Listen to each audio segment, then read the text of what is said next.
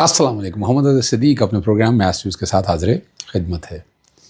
اسلام آباد high court میں تھا. کوشش تھی کہ میرے کچھ جو خاص عمران خان صاحب کی ملاقات کے حوالے سے میٹر ہے وہ ٹیک اپ ہو جائیں. لیکن یہاں میں کہتا ہوں رجال کا نہیں کہتا، لیکن میں اسلام آباد ہائی کورٹ پھر بھی بہتر سمجھتا ہوں لاہور ہائی کورٹ سے. مسائل اپنی جگہ ہیں، مگر لاہور ہائی کورٹ کی نسبت اسلام آباد کا ہائی کورٹ میں ایڈمنسٹریشن زیادہ بہتر ہے. کیس لگتا ہے، عدالت سنتی ہے، ریلیف دے نہ دے. یہ نہیں ہے کہ دھکے کھانے پڑے ہیں گریوینس ریڈیوسل کمیٹیوں کے حوالے سے. اس نے اس نظام میں بہت سی خامیاں پیدا کر دی ہیں، اور اللہ تعالیٰ کا شکر ہے بڑی کامیابی. ایم پی اے جو 3 معطل کیے تھے، میں نے رول چیلنج کیا تھا، وہ بحالی ہو گئی. رات اسپیکر پنجاب اسمبلی، یہ بہت بڑی کامیابی ہے یہ ہماری لیے، شکر الحمدللہ. ان عدالتوں کے سامنے اپنے نظام معاملات کو لے کر چلیں، لڑے. باقی بات کی باتیں کل کیا ہونا نہیں ہونا، اپنا کیس صحیح گراؤنڈ پہ لڑنا بہت ضروری ہے. یہ میں باتیں آپ کے سامنے کرتا رہتا ہوں. National cyber crime investigation agency کے جو اغوا ہوئے، میں آج کورٹ میں موجود تھا. جسٹس محمد اعظم خان، میں نے اپنی آنکھوں کے سامنے وہ سماعت دیکھی ہے. بڑی دکھ بھری سماعت میں نے وہ ساری یہاں پر دیکھی ہے. جسٹس اطہر اللہ نے ریاستی اداروں کی طرف سے کوئی قتل کرنا جو ہے نا، اس کو بڑا سیریس سیکشن لیا ہے. اور یہ بہت ضروری ہے کہ اگر ریاستی اداروں میں اگر یہ حالات اور واقعات آئیں، پھر مطیع اللہ جان کے حوالے سے جو بات ہے وہاں سے آپ اندازہ لگا لیں. منشیات کے کیس میں سہیل افریدی کے ساتھ جو زیادتی ہوئی ہیں، سہیل لارجر بینچ نے فیصلہ دیا، کیا ہوا؟ ملاقات نہیں ہوئی. اور اگر آپ نے توہین عدالت بھی دائر کرنی ہے، وہ کہاں فائل ہونی ہے؟ Larger bench. اور لارجر بینچ کتنے عرصے بعد بنا ہے یہ سمجھ آئیے گا.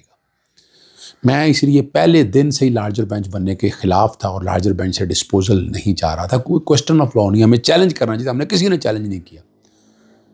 یعنی مجھے دوستوں نے کہا کہ آپ نے نہیں پیش ہونا، اور میں نے وہ دیکھیں اس میں کوشش کر رہا ہوں. اور میں نے وہ اعتراض کیس کے طور پر یہ ساری بات سامنے رکھنی ہے. میں نے کہہ دیا میرا کیس تو یہ نہیں تھا. یہ تو میں نے واضح طور پر کہا نا. دیکھیں نا، میں نے عمران خان صاحب کا کیا کہہ رہا ہوں. میں کہہ رہا ہوں ان کا ایک کمیشن بنائے. عمران خان اور بشرا بی بی کو دی جانے والی سہولیات بین الاقوامی قوانین کے مطابق جو دی جانے والی سہولیات ہے وہ ساری سامنے ہیں. یہ میں پہلے دن سے ایک بات کر رہا ہوں، اور وہ میرا بھی اکٹھے ڈیسائیڈ کر دوں. میری ملاقات کا ایشو نہیں تھا. میں عام قیدیوں کے حوالے سے بھی بات کر رہا ہوں. یہاں میں پبلک انٹرسٹ پر پنجاب میں کر رہا ہوں، اسلام آباد بھی کر رہا ہوں. اسلام آباد جیسے دیکھیں چیف جسٹس عامر فاروق صاحب کے دور میں کچھ تھوڑی سی بہتری کی طرف آیا تھا. اب بھی نا امیدی نہیں ہے. لیکن یہاں عدالت کی معاونت بڑی ضروری ہے. لارجر بینچ کے سامنے معاونت ٹھیک نہیں آئی. یہ میرا نقطہ نظر ہے. کسی کو اس پہ اختلاف ہو یا اپنی جگہ ہو، لیکن آپ دیکھ لیں کہ چیف جسٹس سرفراز ڈوگر صاحب، جسٹس ارباب طاہر اور جسٹس اعظم خان جائے، اور اس کے بعد کیا ہوا؟ رولز کی طرف بات چلے گی. حالانکہ رولز تو ویسے ہی غیر قانونی ہے، اور اس پہ معطل کر دیا. اس پہ میرا خیال بحث ہونی چاہیے. معطل ہو گیا، پتہ نہیں کیس کب لگتا ہے، تو اس کا مطلب ہے وہ رول زندہ رہے گا. میں اس کو لاہور ہائی کورٹ میں چیلنج کرنے کا سوچ رہا ہوں، اور آنے والے دنوں میں کوشش کروں گا کہ اس میں واضح طور پر اس کو میں چیلنج کروں، اور اس کی کوئی نہ کوئی شکل سامنے طرف آ جائے. لیکن یہاں پر ہونا چاہیے، ملاقات ہونی چاہیے. سب خاموشی ہے، کوئی نہیں بول رہا، کوئی بات نہیں کر رہا، کوئی بھی اس معاملے کو ٹیک اپ نہیں کر رہا.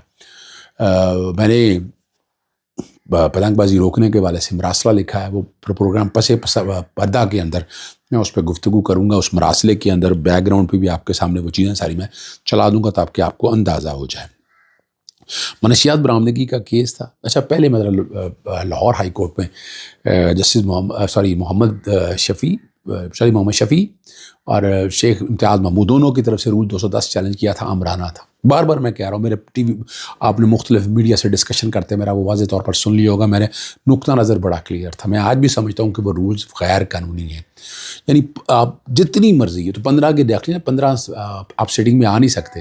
ابھی تک 3 مہینوں میں ابھی 6 سیٹنگ ہوئی ہیں، 8 سیٹنگ ہوئی ہیں. تو آپ نے تو یہ بنیادی طور پر اس کو نااہل ہی کر دیا نا. یہ میرا نقطہ نظر جیسے خالد اسحاق صاحب کے پاس لگا. اور میں بڑے دنوں پہلے میں اگست میں آیا تھا. میں نے کہا ٹھیک ہے، ریپرزنٹیشن دی ہیں وہ ڈیسائیڈ کر دے. کوئی ریپرزنٹیشن ڈیسائیڈ نہیں. ایتھکس کمیٹی کے حوالے سے بڑی واضح طور پر.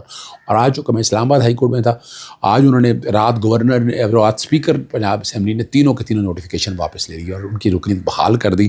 آج وہ تینوں اسمبلی کے اجلاس میں بڑی باعزت طریقے سے پہلے بیوقوف بنایا، کمیٹیوں میں بیٹھے، کمیٹی کھیلتے رہے، اور الٹیمیٹلی اب کیا ہوا کہ اب اسمبلیوں میں آج وہ چلے جائیں گے. یہ بہت بڑی کامیابی ہے. جسٹس خالد صاحب کے پاس تھا، ان کنفرم جج ہے. لیکن کوشش ہے وہ سنتے ہیں، حالانکہ پبلک انٹرسٹ کے خلاف ہیں. وہ میرا ان سے اختلاف ہے رہنا ہے، میرا گریوینس ریڈیسل کمیٹیز کے حوالے سے بھی اختلاف رہنا ہے، وہ میرا اپنی جگہ پر موجود ہے. لیکن یہ ایک بڑی کامیابی ہے آج یہ بڑی کامیابی ہے پنجاب اسمبلی کے حوالے سے. اور ٹیم نے بیک گراؤنڈ پہ وہ نوٹیفیکیشن چلا دیا ہوگا. اب پاکستان تحریک انصاف کے بہت سے دوست آپ کا آیا مجھے فون، میں دیکھیں اس میں کوئی فیس ویس نہیں میں لیتا نا، اور آنے والے دنوں میں لوکل گورنمنٹ کا الیکشن لا بھی میں چیلنج کرنے والا ہوں، اور اس میں بھی میں پیچھے نہیں بیٹھوں گا آرام سے. تو یہ ایک بڑی کامیابی ہے. اب آتے ہیں متی اللہ جان، دوستوں کی طرح سے ہیں، بھائیوں کی طرح سے. اسلام آباد ہائی کورٹ میں تو رجال ہی کہہ سکتے ہیں، وہاں من گڑت کیس ہے. ٹرائل کا آغاز ہو گیا. 31 اکتوبر فرد جرم کی تاریخ. کچھ کاپیاں دی ہیں، اور میں آج بھی میں تجویز کروں گا متی اللہ جان کو کہ وہ 265D کی درخواست باقاعدہ فائل کریں. ان کے اوپر فرد جرم عائد نہیں ہو سکتا. اور 28 نومبر کو اسلام آباد کے تھانہ مارگلہ میں مقدمہ درج ہوا تھا. یہ کب درج ہوا تھا؟ 26 نومبر کے بعد. یہ آپ سمجھ سکتے ہیں کیا تکلیف ہے، دقت ہے. یعنی اس طرح آوازیں بند نہیں کی جا سکتی، لیکن یہاں آوازیں بند ہو رہی ہیں. فرق صرف اتنا ہے کوفے والے نہ بنے، آواز اٹھائیں. میرا بہت سے اختلافات رہے متی اللہ جان کے ساتھ، بہت سے اختلافات رہے، لیکن کئی معاملات میں یہ زیادتی ہے. یہ اس طرح نہیں، یہ بالکل اس کو کسی طرح بھی قبول نہیں آ سکتا. ٹھیک ہے نا جی. اور آپ کو یاد ہوگا جعلی مقدمہ، سرکاری رائفل چھیننے، گاڑی بیریئر کو مارنے اور منشیات برآمدگی کا الزام لگایا گیا تھا متی اللہ جان کے اوپر. اور کوشمنٹ کا کیس ہے، تجویز میں کرتا رہوں گا. وقت آ گیا کہ ایک شخص کی غائب ہونے پر اگر اس کا خاندان آواز اٹھائے وہ بھی غائب کر دیا جاتا.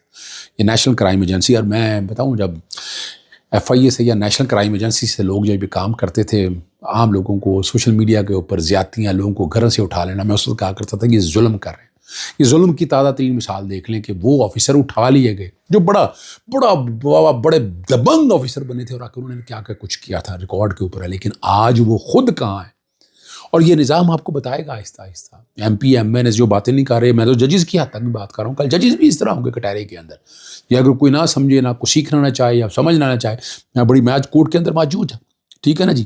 اور تفتیش میں اب بڑی بار تو بتایا جاتا ہے، کبھی یوٹیوبر مصروف ہیں، کبھی اس میں مصروف ہیں، کوئی کیس کو ہاتھ نہیں لگاتا.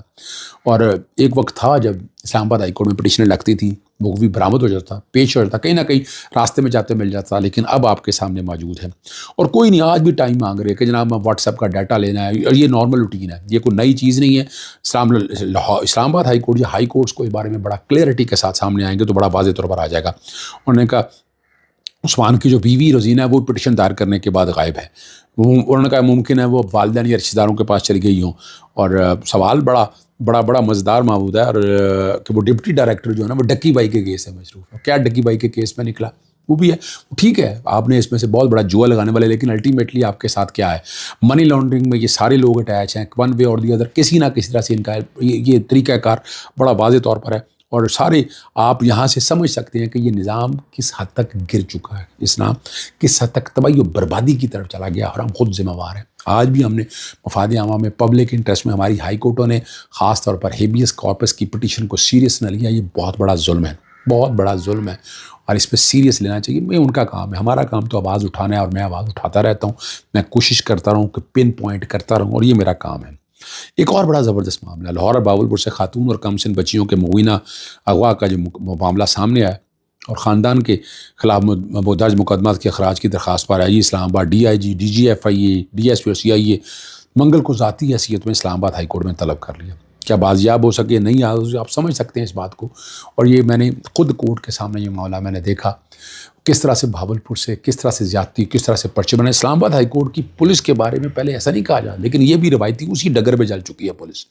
میں اسلام آباد کی پولیس سے میں کوئی مطمئن نہیں. لوگ بڑا باتیں کرتے رہے کہ سب ٹھیک ہے، کہاں ٹھیک ہے؟ کوئی حالات اور واقعات ٹھیک نہیں. آپ وضاحت کے ساتھ یاد رکھیے گا. اور ہمارے دوست ہیں عبدالقیوم صدیقی صاحب، اور وہ مینیج کرنے میں کہا جو جسٹس قاضی فائز صاحب کے کیس کے حوالے سے وہ ذکر کیا، ٹویٹ کیا تھا انہوں نے. اور وہ ججز کے کوڈ آف کنڈکٹ کو سمجھ دل جلے کیوں بلک پڑے، یہ وہ کہنا چاہتے ہیں. ضابطہ کلام اتنا لکھا ہے کہ کسی غیر ملکی ادارے کی طرف سے جج کا براہ راست دعوتنامہ قبول کرنا بدعنوانی تصور کیا جائے. اب دیکھیں یہ مس کنڈکٹ میں یہ کیسے آپ لکھ سکتے ہیں. یا اور انہیں اس پہ بڑا واضح طور پر نظر آتا ہے کہ جو کمپیٹنٹ ججز ہیں بھائی وہ براہ راست بلاتے ہیں. یہ کیا مطلب ہے کہ چیف جسٹس کو کہیں کہ اپنی مرضی کا جج بھیج دیں؟ یہ چیف جسٹس کون ہوتے ہیں یہ سارے بات کو فیصلہ کرنے والے؟ وہاں کے لوگ بہتر سمجھتے ہیں کس جج کو بلانا ہے، کس حوالے سے آنا ہے. تو آپ یہ والا جو میرا خیال ہے اس کوڈ آف کنڈکٹ کو کسی نہ کسی طرح سے چیلنج کرنا چاہیے. دکھ اور افسوس یہ ہے کہ ہمارے ججز ہم فیصلہ کریں کہ ہم نے کس کو بھیجنا ہے کس کو نہیں بھیجنا. جناب یہ طریقہ کار نہیں ہے. کمپیٹنس پہ اگر کسی کو بلاتے ہیں، دیکھیں اس کوڈ آف کنڈکٹ کو کسی سٹیج کے اوپر انشاءاللہ عزیز میں چیلنج تو کروں گا، یاد رکھیے گا. اور آخر میں جسٹس اطہر ملانہ نے ریاستی اداروں کی طرف سے نوجوان کو دہشت گرد سمجھ کے پکڑ لیا، بالوں سے گھسیٹ پر زمین پر گرایا اور جگہ بعد کے 7 فائر کیے. مدعی مقتول کے بھائی کی مدعے درج ہوا اور ایف سی سی نے اپنے اہلکار اور قتل میں استعمال ہونے والا اسلحہ پولیس کے حوالے کر دیا. سیشن جج تربت نے شادی اللہ کو سزائے موت اور جرمانہ سنایا، جسے ہائی کورٹ نے بھی برقرار رکھا. سپریم کورٹ میں 3 رکنی بینچ پہ جسٹس عرفان سعادت اور جسٹس ملک شہزاد نے کہ اس کے پہلے اعترافی بیان کو بنا دیا تو سزا کو عمر قید میں تبدیل کر دیا، جبکہ جرم برقرار رکھا. اور جسٹس اطہر ملانہ نے اپنے اختلافی فیصلے میں کہا کہ سزائے موت برقرار رکھنے کا موقف اپنایا. ان کا کہنا ہے کہ ایف سی ایک حساس فورس ہے جو فوج کی نگرانی میں کام کرتی ہے، اگر اس کے اہلکار پر بڑی ذمہ داری عائد ہوتی ہے. جذبات کی آگ یا غلط فہمی کسی نہتے شہری کو قتل کرنے کا جواز نہیں فراہم کرتی ہے. اور بلکہ یہ دیکھیں نا، یہ ایک پریسیڈنٹ کے طور پر استعمال ہونا چاہیے. یاد رکھیے کہ یہ ایک پریسیڈنٹ کے طور پر یہ کیس استعمال ہونا چاہیے. اس سے آپ کو بہت سی چیزیں کلیئرٹی کے ساتھ سمجھ آ جائیں گی. اور میں جو کاؤنٹر ٹیررزم جو CCD یہاں بنا ہے، میں اس کے حوالے سے اب لکھوں گا انشاءاللہ العزیز. اجازت چاہتا ہوں. السلام علیکم. اللہ حافظ. پاکستان زندہ باد.